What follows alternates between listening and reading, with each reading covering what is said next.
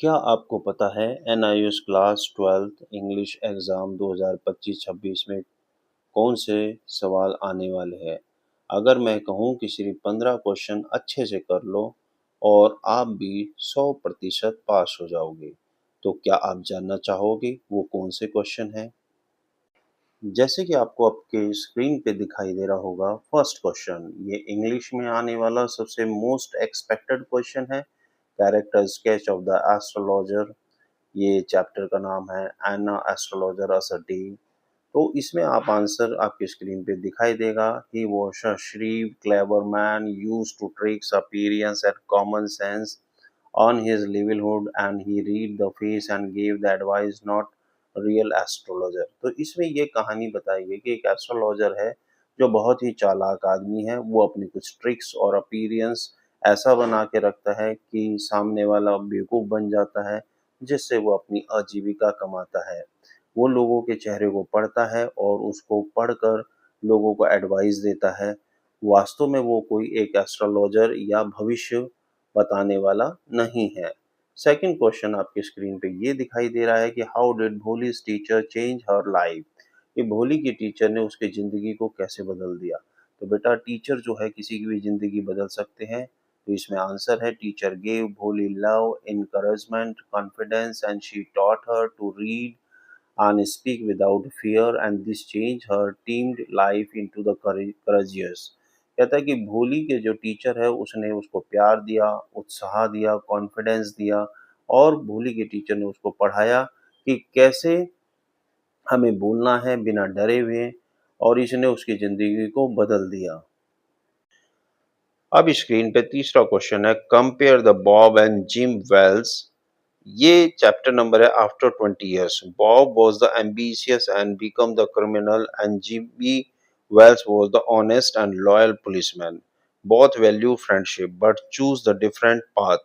कहता है कि दोनों की दोस्ती बहुत अच्छी थी मगर उन्होंने दोनों ने अपने जीवन को जीने के रास्ते जो है अलग अलग कर लिए। Question number 5 what is the irony of the necklace chapter. ये नेकलेस चैप्टर का है कि इसमें आयरनी क्या है, यानी एक व्यंग्यात्मक चीज क्या है। तो ma'am Loisel suffered the 10 years in the poverty to repay the necklace but later discovered it was the fake and worthless. यानी जब आप ये चैप्टर पढ़ते तो आपको पता लगता है कि मैम लोजल ने एक नेकलेस की कीमत को अदा करने के लिए अपने जीवन के 10 साल बर्बाद कर दिए और बाद में वही नेकलेस उसे पता चलता है कि वो नकली था और उसकी कोई कीमत नहीं थी। Question number 5 what lesson do we learn from the three question. कि ये चैप्टर भी बहुत अच्छा है, इसमें से ये क्वेश्चन जरूर आता है कि थ्री क्वेश्चंस क्या थे। तो आंसर में आपने लिखना है बेस्ट टाइम इज नाउ, कि सबसे अच्छा टाइम जो अभी बीत रहा है वही है। Most important person is one with you, सबसे खास आदमी वो होता है जो आपके दुख में काम आए। And best work is to do good, और सबसे अच्छा कार्य ये है कि आप अच्छा काम करें। Question number 6 explain the reading makes a full man of the studies। According to Bacon, reading gives the complete knowledge and develops the wisdom and build the personality। इससे ये पता लगता है कि हमें नॉलेज लेनी चाहिए, अपनी विजडम को डेवलप करना चाहिए और अपनी पर्सनालिटी को बनाना चाहिए। What dream does the Tagore express where the mind is without fear। Tagore ने अपनी इस पोयम में क्या अपने सपने रखे। He dreams of the free India with the fearless. उन्होंने एक ऐसा भारत देखने की कोशिश की जो उसमें लोगों के मन में डर ना हो। एंड ट्रूथ नॉलेज, जिसमें सच्चाई हो, नॉलेज हो, यूनिटी हो, रीजन हो and the freedom from the operation, और किसी तरह का कोई एक दूसरे का शोषण ना करे। Question number 8 if you can meet with the triumph and disaster। Kipling says the real success is treating both success and failure equally without pride or despair। Kipling ने कहा है कि हमें अपने जीवन में सफलता और असफलता को एक जैसा ट्रीट करना चाहिए। सफलता में ज्यादा हमें घमंड नहीं करना चाहिए और असफलता में ज्यादा निराश नहीं होना चाहिए। Question number next what is the Raman effect. It is the phenomena of the scattering of light that change it the wavelength and when it pass through the medium। यानी जैसे कि सीवी रमन ने बताया है कि जब भी कोई लाइट होती है वो फैलती है तो चेंज इज द वेवलेंथ, वो अपनी वेवलेंथ को चेंज कर लेती है and it pass through the medium, और जब वो इस किसी मीडियम से पास होती है। Teaching of Kabir and the थ्रिवलर।